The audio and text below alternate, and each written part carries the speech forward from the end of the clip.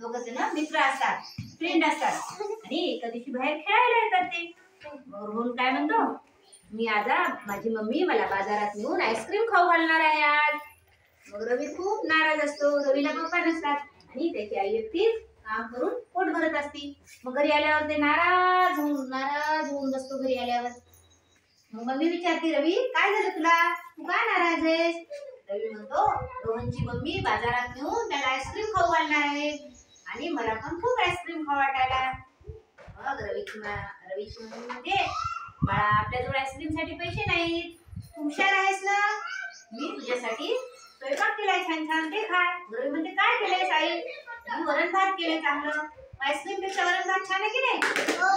मग रवी म्हणतो, हो मी जातो कामाला, मी वरण भात खातो. आणि रवी मस्त वरण भात खातो आणि खूप स्ट्रॉंग होतो.